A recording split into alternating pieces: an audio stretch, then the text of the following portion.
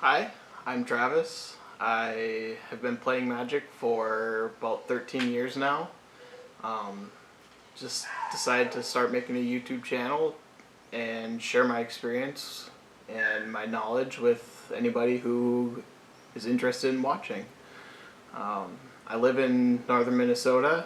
I have a family, a wife and 2 kids, a dog and 2 cats. Some of the things I might go over on this channel or things I might talk about include deck techs like I'll be doing today, or just talking about my favorite cards, interactions there might be between certain cards, kind of aiming towards newer players, helping them learn the game, helping introduce them to different things in Magic that might be confusing when you first start. And of course, as always, if there's anything specific that you want me to cover, any cards, commanders, interactions, let me know in the comments. I will be happy to cover them in future videos. Alright, so today I'm going to be covering Leonardo Da Vinci. He's one of my favorite commanders. He's really fun to play, sneaky powerful. This is a higher power version of Leonardo da Vinci. If you're looking for something like that, this is going to be right up your alley. So first of all, I want to start off, I'll just read Leonardo da Vinci. He is a 3/3 legendary creature human artificer. He costs 2 generic and a blue. And he has 2 activated abilities. His first one, you can pay 3 and 2 blue, and until end of turn, Thopters you control have base power and toughness XX, where X is the number of cards in your hand. His second ability is 2 and a blue, tap him, to draw a card and discard a card. If the discarded card was an artifact card, you exile it from your graveyard, and if you do, you create a token that's a copy of it, except it's an 0/2 Thopter artifact creature with flying in addition to its other types. So I really lean into that Thopter aspect of this. It makes it really, really good in the air for attacking. Da Vinci is really good at making lots of artifacts, and you'll see I have some untappers in here to help activate that multiple times, which is how we get our Thopter army going. It's Thopter Tribal. So from there, I want to talk about the lands. I'm only running 24 basic islands, and I run 10 other lands. So we have Polluted Delta. I only run 1 fetch land in here, but that's for a shuffle. And I'll get into that a little bit later. We run Otawara, the Soaring City. So, really great piece of interaction. You can pay 3 and a blue to discard it, to return an artifact, creature, enchantment, or planeswalker to its owner's hand. And the ability costs 1 less to activate for each legendary creature you control. So, discarding this is an activated ability from your hand. Discarding it, there's nothing that is commonly run in the format that can stop this. So it's a really good piece of interaction, and it's also an untapped blue source. We also run Urza's Saga. It's a really good piece to go and find Sensei's Divining Top, things like that, which are really, really helpful in this deck since you're drawing and discarding off the top of your library a lot. We do run Reliquary Tower, which some people may tell you is an iffy card, but with the amount of cards that we end up having in our hands at some points, you really want to be able to hold on to those cards. I do run Diamond City. Leonardo da Vinci is a really big target for removal, so being able to tap it and move that shield counter from Diamond City to Leonardo da Vinci is really a really big bonus. We run Archway of Innovation. which is really good. It enters tapped unless you control an island, which we have 24 basic islands in here. It's not going to be a problem. You can tap it, add a blue, or you can pay a blue and tap it, and the next spell you cast this turn has Improvise. So letting you use your artifacts to help get out things a little bit easier. We run Buried Ruin. Buried Ruin is just a colorless land, but you can pay 2, tap it, and sacrifice it to return target artifact from your graveyard to your hand, which we have some pretty good artifacts that are going to be a target for removal. So being able to get those back from your graveyard is key. We also run Jawari Disruption, another piece of interaction. 95% of the time you'll be playing this as a tapped land on turn 1 or 2, whatever it might be. But in the certain instances that you need to interact and counter a spell, you're going to be really happy you have this. We also run War Room. You tap it for a colorless, or you can pay 3 and tap it and pay life equal to the number of colors in your commander's color identity and draw a card. So in a monocolored decks, when you're really needing to dig for an answer or something, this really comes in handy. And we have a lot of ramp in the deck to help try and pay for those extra costs on things like War Room. And lastly, we also run Ancient Tomb. So at tap, add 2 colorless, deals 2 damage to you. Lands like this don't get much better than Ancient Tomb.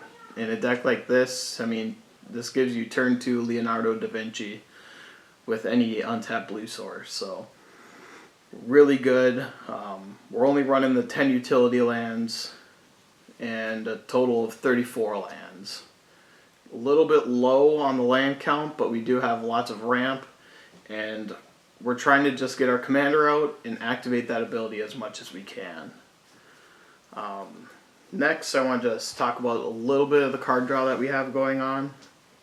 We have Fairy Mastermind, 2/1 Flash Flyer Fairy Rogue, costs 1 and a blue.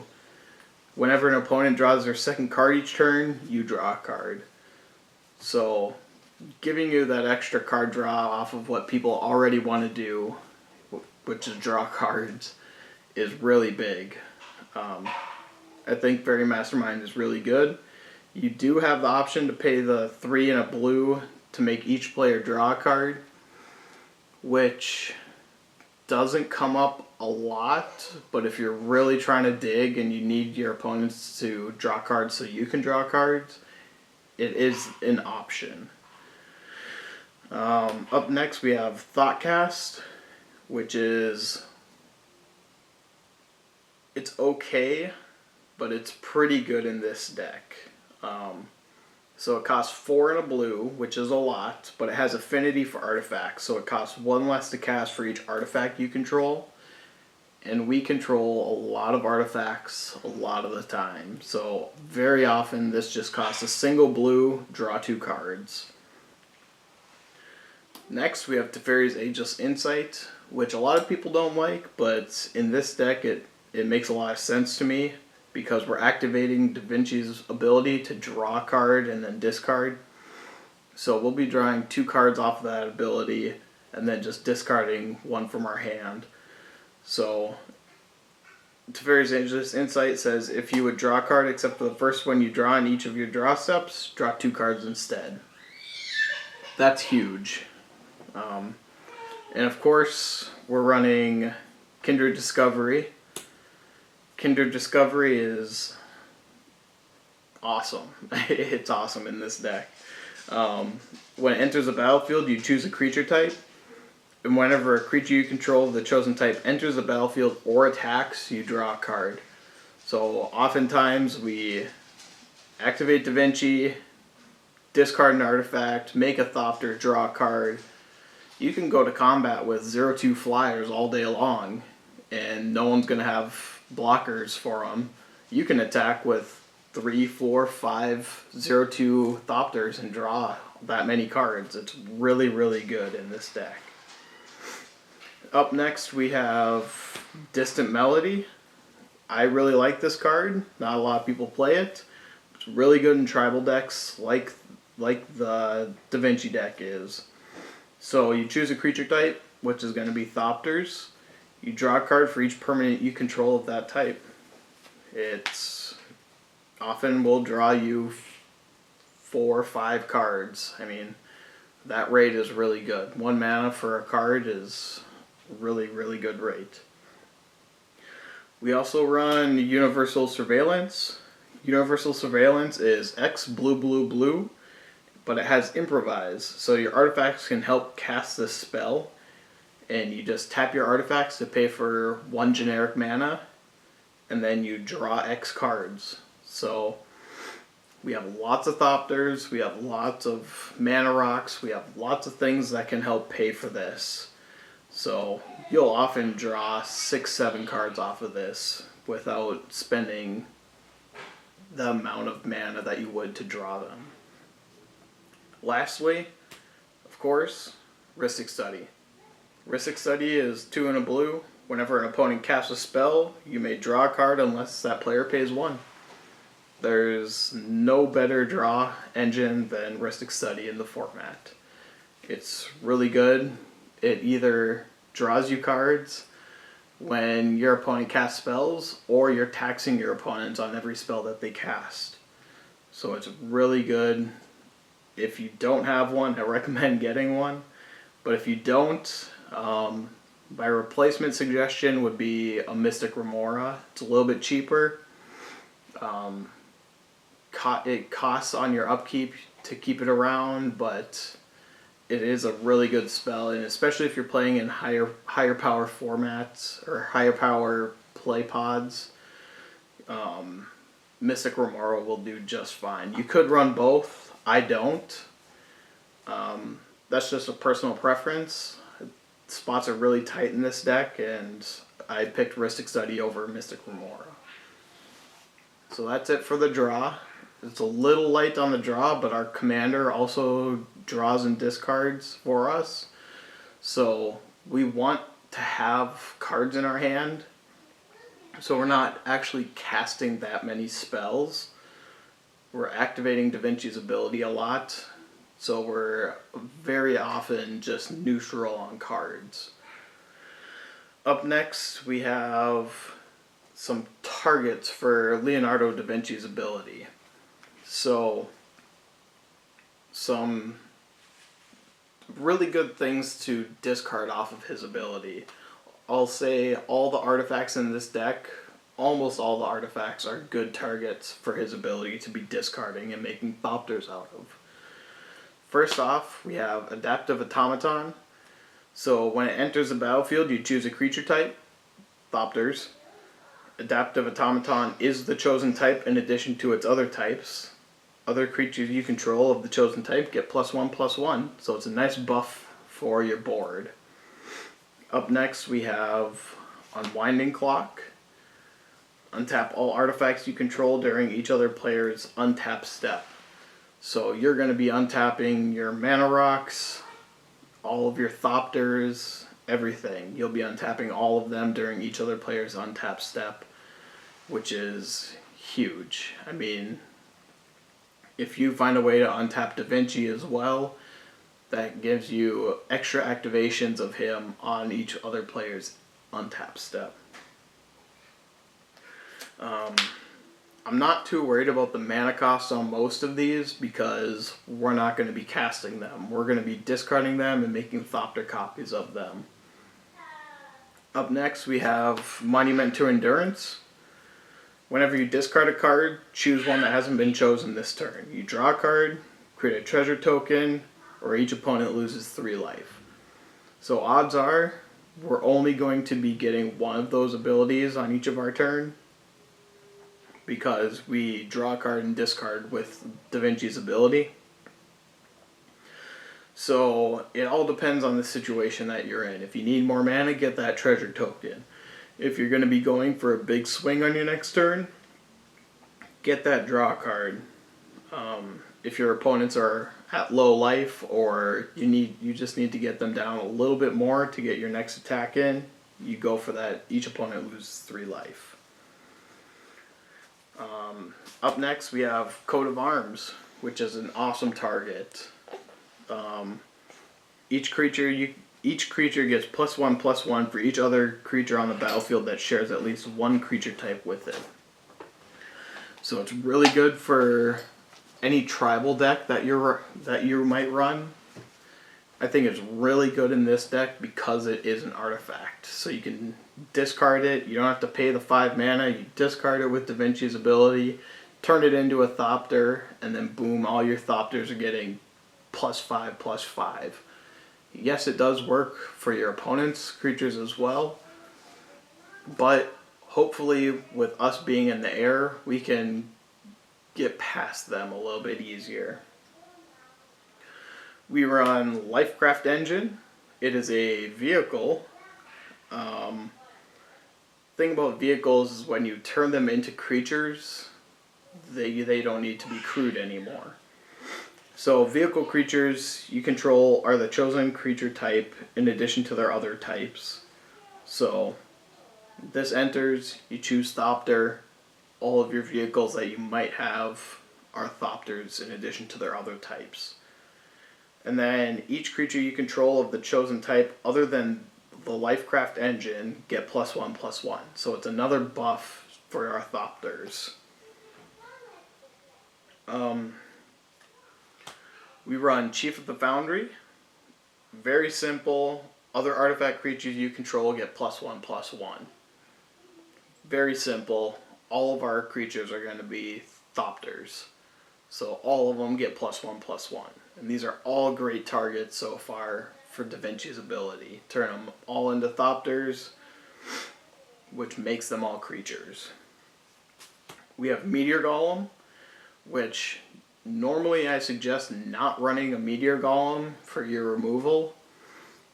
But in this deck, it's great. You can pay 3 mana, have a Thopter come in, have Meteor Golem enter the battlefield, destroy target non-land permanent in opponent controls.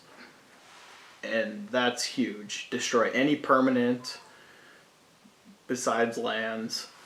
So when Meteor Golem enters the battlefield, even as a Thopter, he enters the battlefield, you destroy target non-land permanent in opponent controls. This makes it so you don't need... We're in mono blue, right? So mono blue doesn't have a lot of interaction for permanents that our opponents have. We have a little bit of creature interaction with Pongify and Rapid Hybridization.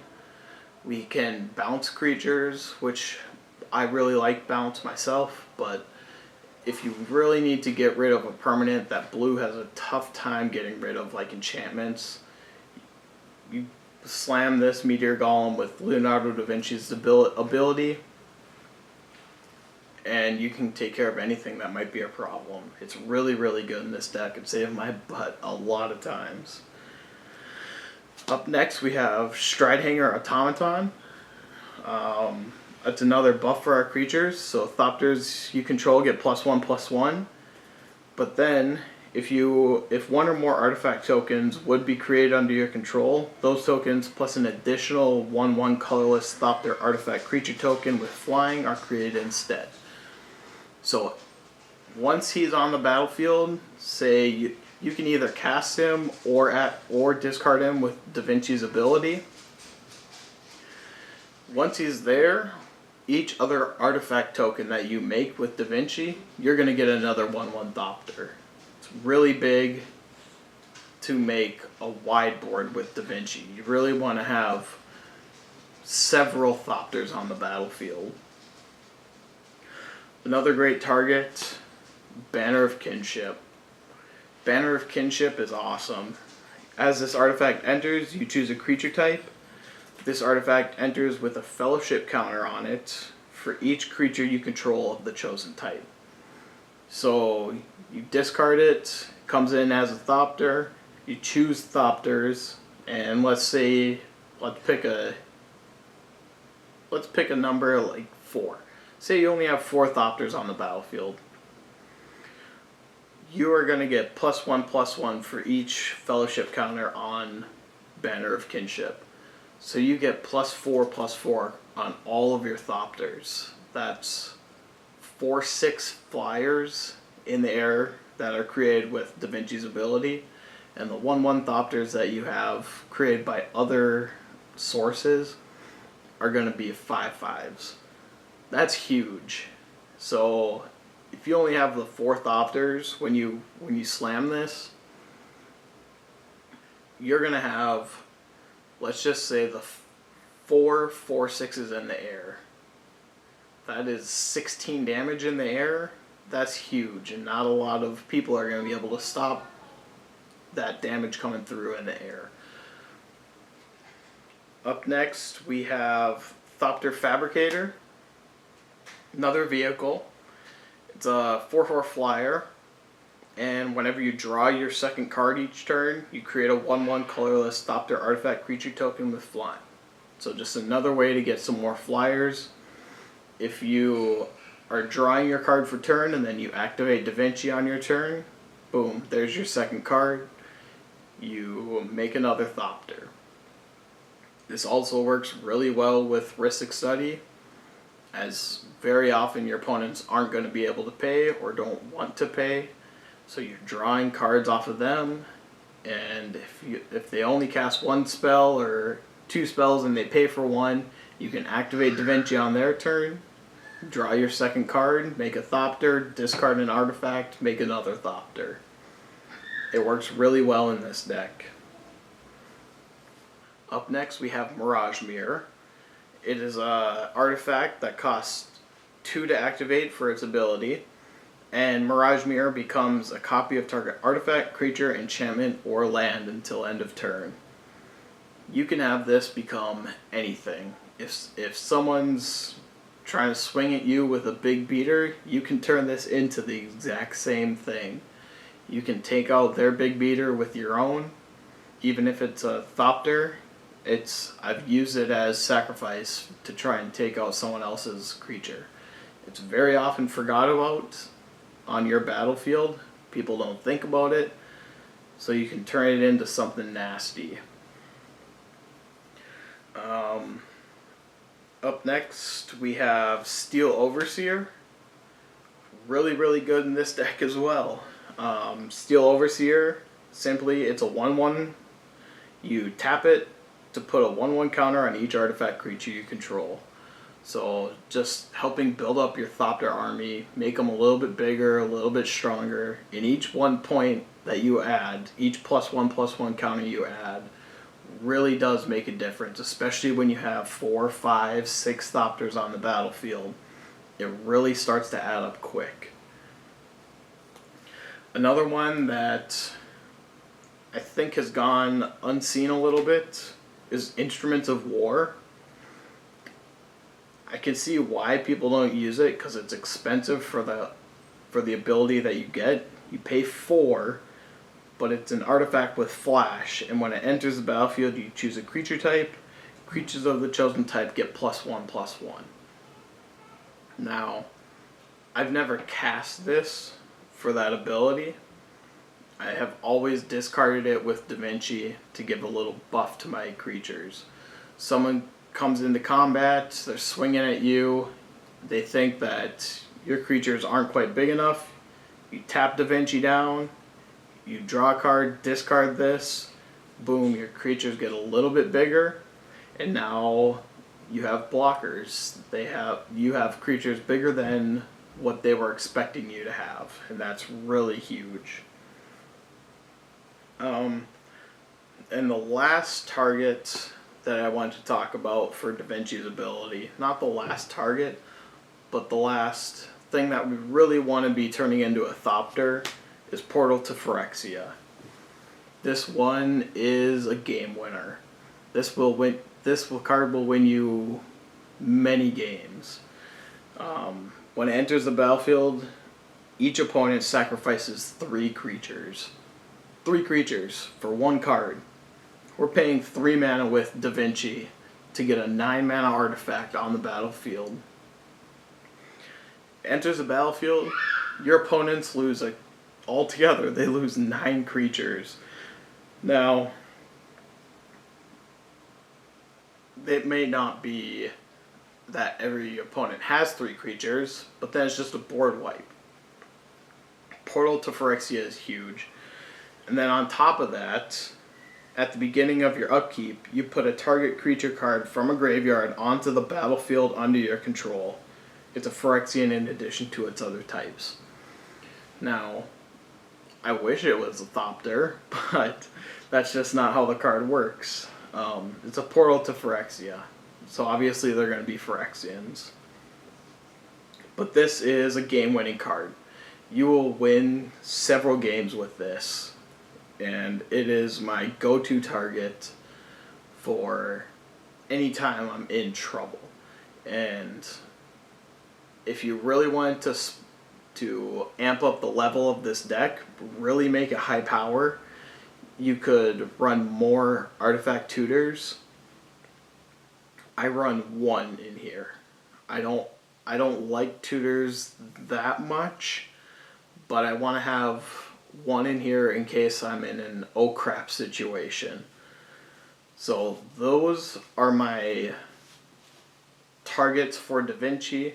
They're the ones that I will never cast, basically. I will never cast these spells. I will always be using Da Vinci's ability to put them onto the battlefield. Up next, we're going to be talking about just some good stuff for the deck. Like Ornithopter. It's a 0-cost O2 Thopter with flying. It is exactly what Da Vinci makes. It's exactly what we want to be doing. It costs 0, and it adds to your Thopter army. Real easy. We run, for ramp at least, we run Sapphire Medallion, Mind Stone, Thought Vessel, Midnight Clock, Silvermer, Mox Tantalite, which is sneaky good in this deck because you don't have to wait for that Suspend 3. So Suspend, if you don't know, you can pay its cost, which in this case is 0. You pay 0, suspend it with 3 time counters on it, and at the beginning of your upkeep, you remove a time counter. And when the last one's removed, you cast it without paying its mana cost. But with Da Vinci's ability, you just get around that. You pay 3, discard this, turn it into a Thopter, and it becomes just a basic mana rock. It is summoning sick, but it's better than waiting 3 turns for your Mox Tantalite than only 1 turn. Another really, really good one is Patchwork Banner. Patchwork Banner enters the battlefield and you choose a creature type. Creatures you control, the chosen type, get +1/+1. So it's another anthem for all of your Thopters. Comes in, choose Thopter. All of your Thopters get a huge buff. Not a huge buff, but a +1/+1 on your flying army is a really good buff. And then you can also tap it to add 1 mana of any color. So this you can either cast or you can discard it with Da Vinci's ability. You can't go wrong either way. We have Patriarch's Seal. It's a 3-mana artifact. Tap to add 1 mana of any color. Or you can pay 1 and tap it to untap target legendary creature you control. Da Vinci. You can pay 1, tap it, untap Da Vinci, and make another Thopter by discarding another artifact. Really good artifact in this deck. Some other Thopters. We have Pilgrim's Eye.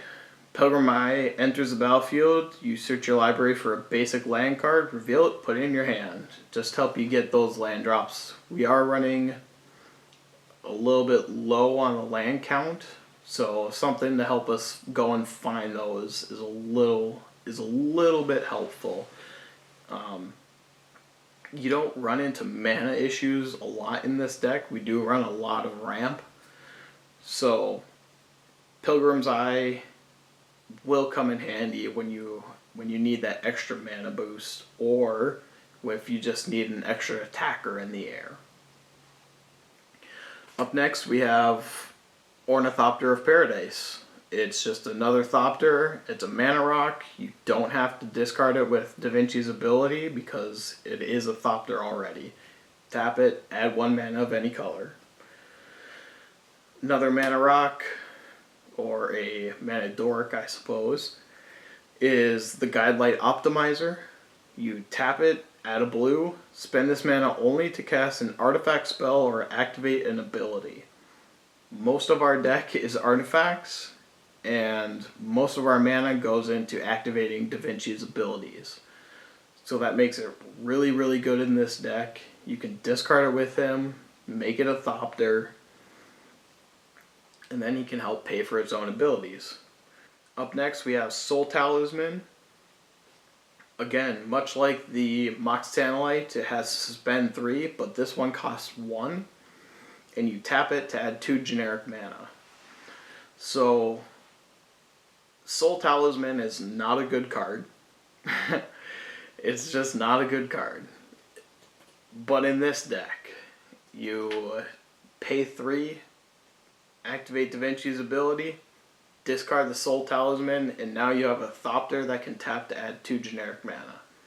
It's really good, gets around the suspend, it's basically another Soul Ring. We also run Arcane Signet, of course, and that is our suite of ramp. You will notice I don't run Soul Ring. It is a controversial decision. I have it on the back burner. I think about running it all the time, but I have yet to come into an instance where I think that I need the Soul Ring.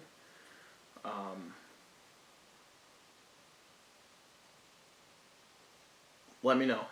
Let me know in the comments if you think I should be running Soul Ring.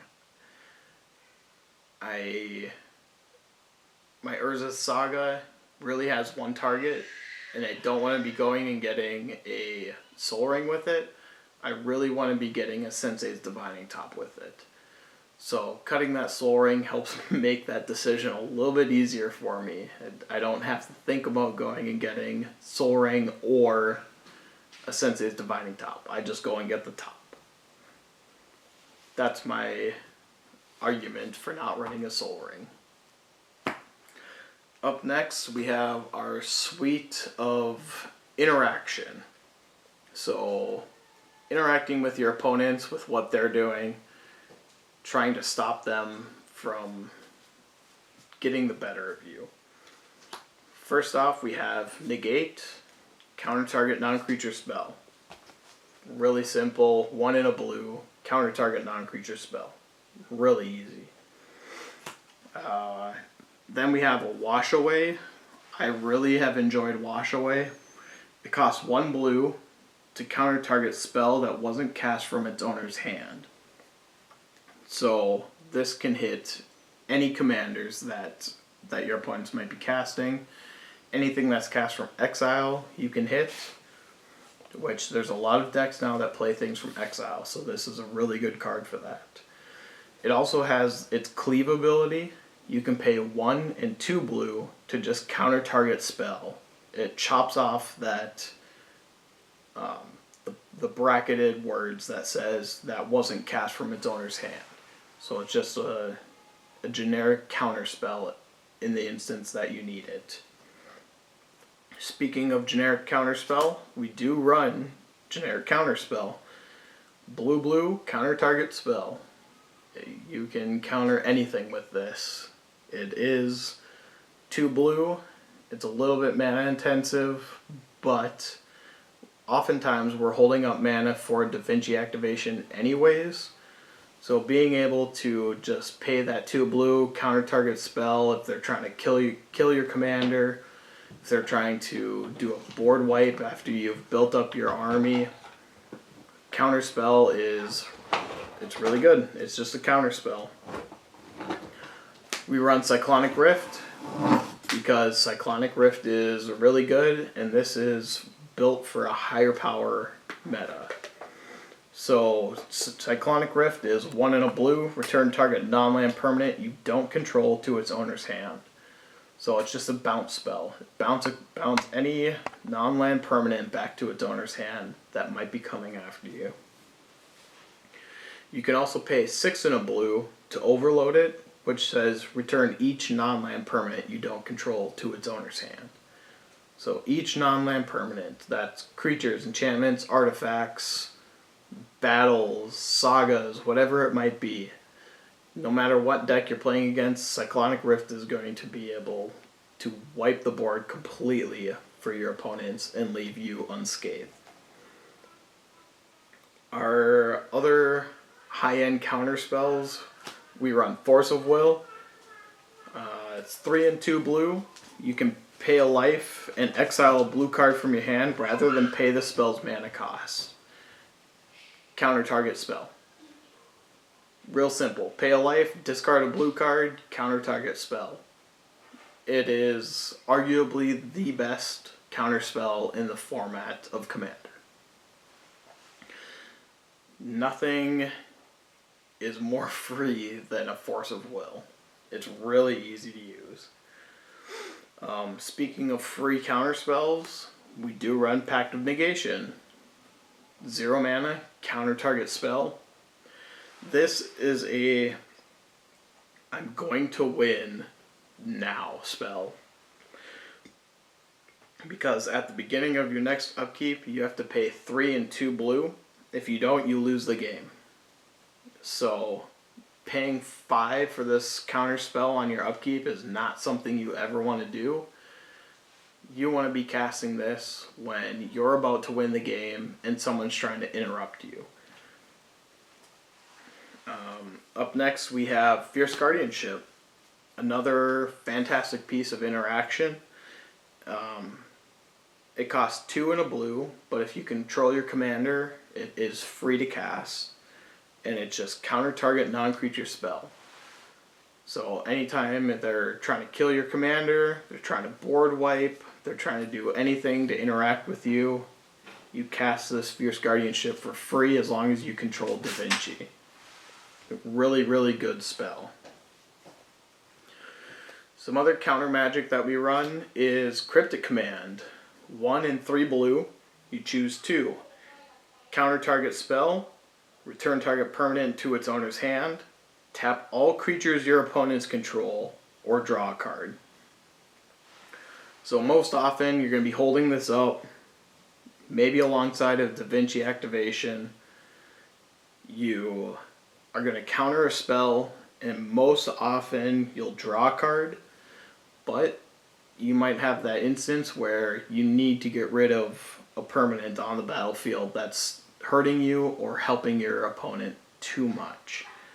And notably, this doesn't say non-land permanent. You can return target permanent to its owner's hand.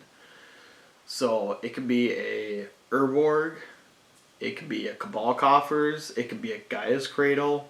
You can hit any of those with this. Bounce them back to their hand, and now they can't use it because they've already played their land for turn. I really like Cryptic Command. I think it's really good. Other counter magic, we run Force of Negation. 1, 2 blue. If it's not your turn, you can exile a blue card from your hand rather than paying its mana cost. So it's another free spell, and you counter target non-creature spell. Simple as that. And if that spell is countered this way, you exile it instead of putting it into a graveyard. Not a lot of things are going to get around a Force of Negation, and it's really good against graveyard decks that you don't want the thing to go to the graveyard because it exiles it instead. Some other counter magic. We do run a lot of counter magic in this deck. It's mono blue. What do you expect? My favorite counter spell in this deck, by a long shot, is Access Denied. 3 and 2 blue, counter target spell. Create X 1/1 colorless Thopter artifact creature tokens with flying, where X is that spell's mana value. This is great. This is everything we want. We want to stop an opponent's big splashy spell, and we want to make Thopters. Even if you only get 4 Thopters off of this, you're getting an army. That's an army in a box, and you're stopping your opponent from doing something impactful. It's really good, and if you don't need to use it, you activate Da Vinci, discard something, make a Thopter. It's really, really good in this deck, and not many other decks can run this card and be happy with it. But I have never been let down with access denied. Other counter magic, an offer you can't refuse.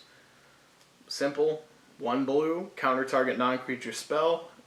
Its controller creates 2 treasure tokens. You can use this in a lot of situations. I have used it to counter my own spells, to make mana for myself in really tight situations. So that is also something that you can do. More counter magic is Flusterstorm. Flusterstorm is 1 blue mana, counter target instant or sorcery spell unless its controller pays 1, and it has Storm. So you copy it for each other spell that was cast before it this turn, and then they have to pay 1 for each of those. So say they've cast 2-3 spells, and they're trying to go off with something huge. Like, let's say a Torment of Hailfire. They've cast 2-3 spells leading up to this Torment of Hailfire.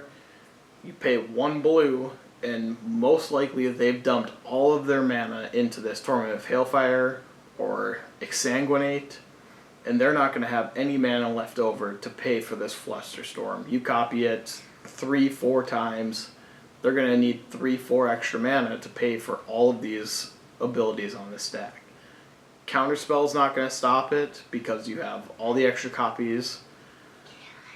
Their mana is probably tight. You're going to be counting it, watching it, making sure that you're going to be able to counter their spell when you need to. And now we're done with counter magic, but we're not done with interaction. So we do run Season of Weaving, which is a slam dunk home run in this deck. 4 and 2 blue, you can choose 5 paws worth of modes. You may choose the same mode more than once. First mode, for 1 paw, draw a card. So you could draw 5 cards off of this for 6 mana. Second mode, 2 paws. Choose an artifact or creature you control and create a token that's a copy of it. Why not make another portal to Phyrexia? That seems really good. Or another buff to your Thopter army. Really good. Or my favorite mode, the third mode, 3 paws. Return each non-land, non-token permanent to its owner's hand. Your entire army is going to be tokens. You're going to have Thopters, Thopter tokens like crazy. Say you have 5-6 Thopter tokens on the battlefield. The battlefield's getting out of control. Your opponents are building up their boards. It's late in the game. You don't have your Cyclonic Rift. You can slam the Season of Weaving, bounce everything back to their hands, and you're left with this army that they're not going to be able to stop on your turn. It's really good. You can do that, plus draw 2 cards, or make a copy of an artifact or creature you control. It's really, really good.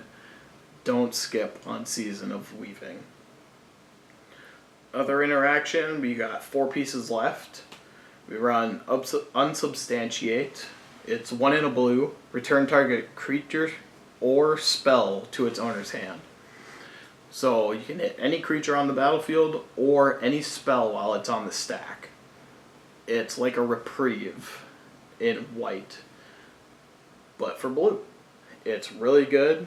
It's like a counter spell. If they spent a lot of mana on something, they dumped all their mana into something, you slam Unsubstantiate, just bounce it back to their hand, you bounce a creature back to their hand that's attacking you. Really simple, really easy.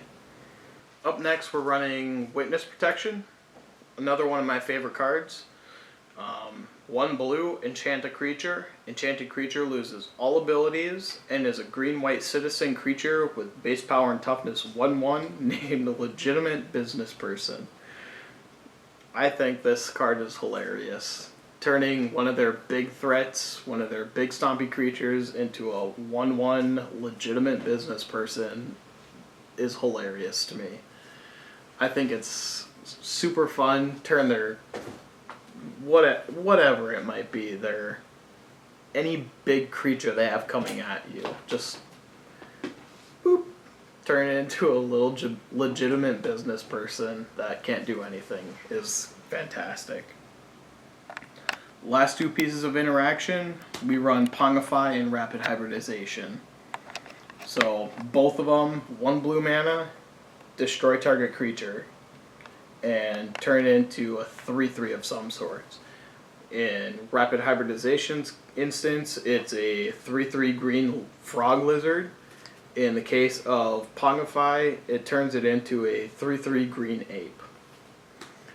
It's not super relevant, but they also can't be regenerated. So in certain commanders, that's a big thing, but most often it's not going to matter. So that is 17 pieces of interaction that we're running. 17 is a lot. It's high, but we are in mono blue. We have a powerful commander, a sneaky powerful commander, that once your opponents see it, and once your opponents play against it, you're going to need to be able to interact with what they're doing. You're going to need to be able to stop them from trying to kill Da Vinci. It's a main. It's our main game plan. It's the biggest part to our whole deck, and you need to be able to keep Da Vinci alive, which is why we run so much counter magic.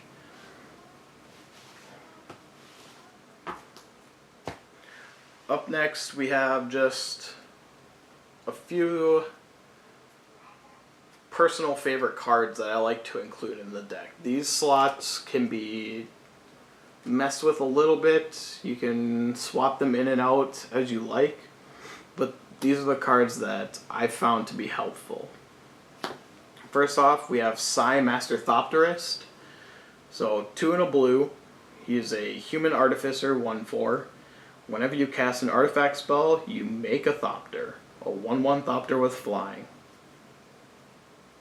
It's exactly what we want to be doing. Early game, we're going to be casting our mana rocks, our low to the ground, arcane signets, mind stones, thought vessels, all those things. We're going to be making Thopters off of all of those. Sai is really good for that. You will find that you're activating Da Vinci's ability more than you're casting artifacts, so you won't be making a lot of Thopters off of him late game. Early game, Sai is going to be really good. Our 1 tutor spell is Loyal Inventor. 2 and a blue for a 2/3 human artificer with vigilance. When he enters the battlefield, you search your library for an artifact card, reveal it, and shuffle. You put that card into your hand if you control an assassin, which we will not. Otherwise, you put that card on top of your library, which is perfect for Da Vinci. We're tapping him, we're drawing a card, we're discarding a card. This finds you Portal, and it will save you many times. Up next, Thopter Spy Network. 2 and 2 blue. At the beginning of your upkeep, if you control an artifact, create a 1/1 colorless Thopter artifact creature token with flying.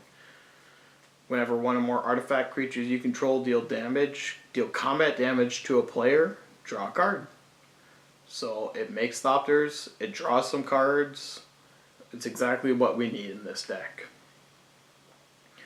The aforementioned Sensei's Divining Top. 1 generic mana.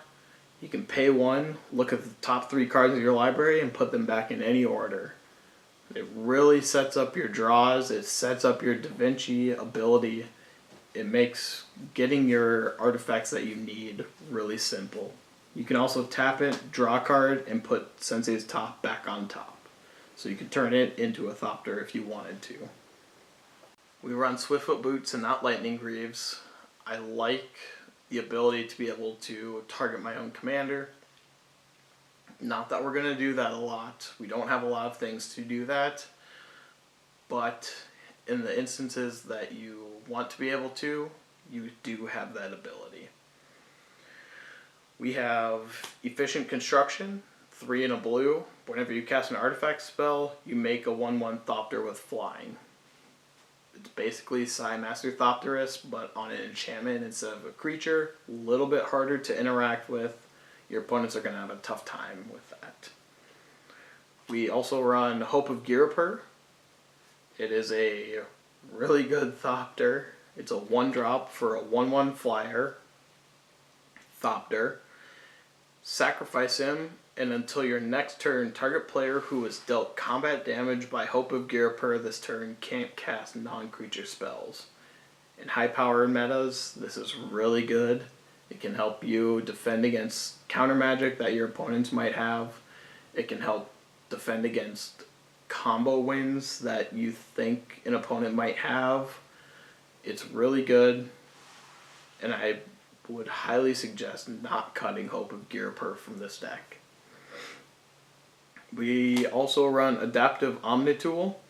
This is one that I have thought about cutting a couple of times, but it's just really good, and it helps prevent it against damage dealt to Da Vinci. So lots of red spells like to do direct damage to try and kill, ergo Lightning Bolt. So it's 2 for an equipment, 3 to equip. Equipped creature gets +1/+1 for each artifact you control. And then whenever equipped creature attacks, you look at the top 6 cards of your library. You may reveal an artifact card from among them and put it in your hand. The rest go on the bottom in a random order. So you don't need to equip this to Da Vinci. You can equip it to a Thopter, whatever it might be. But think about running it. Run it a couple times, play with it, see if you like it. If you don't, cut it. Cut it for that Soul Ring that you so badly want to be playing. Up next, we have a couple ways to untap Da Vinci and all of our other permanents. So, Unstoppable Plan says at the beginning of your end step, untap all non-land permanents you control for 2 and a blue. This is huge. It untaps all of our Thopters, our Mana Rocks, Da Vinci. It gives us an extra activation. It gives us blockers with our Thopters. It does a lot of work. I've only been able to play it a couple of times, but both of those times that I've been able to play it, it's been huge. So give it a shot. It's one that has kind of been overlooked a little bit, in my opinion, but it really works well in this deck. The other untapper that we have is Sting, the Glinting Dagger from the Lord of the Rings set. It's another artifact equipment. It costs 2. Equipped creature gets +1/+1 and has haste, which is really nice if your commander gets killed. And at the beginning of each combat, you untap equipped creature. So if you have extra mana laying around, which you will in this deck, we have run lots of ramp, and our lands, like I said, we don't run a lot of lands, but with the artifact ramp that you have, you're going to have extra mana laying around. So with that and Sting, you're going to be able to activate Da Vinci on every person's combat step, or each person's end step if you want to. It's really good. Don't cut Sting. Couple of other, or one more untapper that we have is Intruder Alarm. We do run Intruder Alarm. So 2 and a blue. Creatures don't untap during their controller's untap steps, but whenever a creature enters the battlefield, you untap all creatures.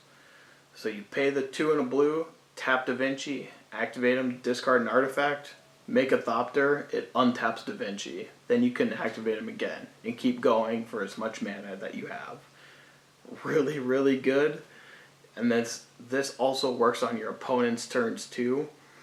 So if you've activated Da Vinci and discarded mana rocks and turn them into Thopters, those all untap when your opponents cast creature spells as well. So you can keep activating Da Vinci again and again, over and over. Intruder Alarm is really good. Just make sure you're not playing against somebody else that can abuse this like we'll be able to, because they might be able to combo off and win with it. Last two cards I have to talk about are Heartstone. It's cost 3, and the cost of each creature ability requiring an activation and cost is reduced by 1. So it reduces Da Vinci's ability from 2 and a blue to 1 and a blue. Just saves you a little bit extra mana, makes it a little bit easier to activate him. It also reduces that 3 and 2 blue ability. That helps you get in for that big swing. And the last card is Training Grounds.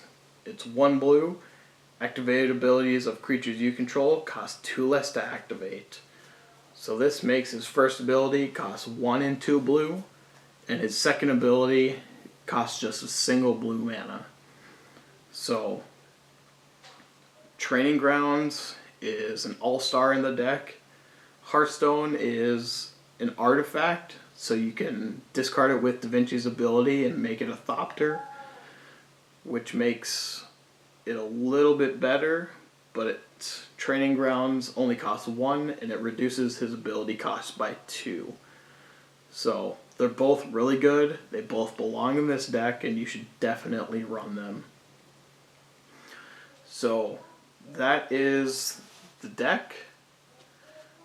How we win is by making a gigantic Thopter army and activating Da Vinci's ability with very often 7+ cards in hand.